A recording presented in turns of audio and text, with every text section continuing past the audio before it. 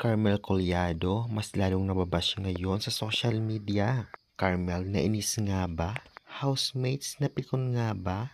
Carmel, na ipaliwanag na ang lahat. Kaya naman syempre ating alamin. Dito yan sa video ito. Kaya before that guys, please naman nakikiusap ako.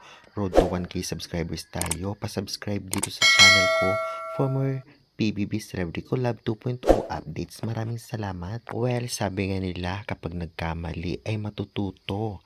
Kagaya sa video clip na ito or pictures na ating nakikita na nagsishare na siya ng ulam, especially kay Hit. Dahil parang sobra naman yung ulam niya. Kaya syempre, ibinigay nito kay Hit after ng issue.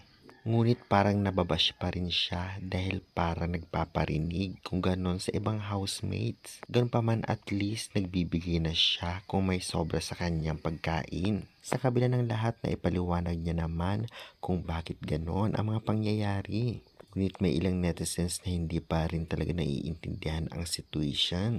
At nang nakita pa ang video clip na ito habang pinag-uusapan nga ang pagkain issue ay talagang mas lalong uminit ang netizens kay Carmel. Ngunit ang iba ay nagsasabing pabiro lang naman daw ito ni Carmel. At normal lang daw, ngunit ang ilang bashers ay hindi pa rin natigil. No doubt na isa ngayon si Carmel sa most hated housemate ngayon sa PBB 2.0. Well, marami pang magbabago dahil nagsisimula pa lamang ang PBB. Kagaya na lamang ni Fiang, kagaya ni AC, napasok sa Big 4 at syempre ang isa ay naging big winner pa. Kaya naman wag masyadong padala sa emosyon at manood na lang tayo dahil nagsisimula pa lamang ito, marami pang magiging kaganapan.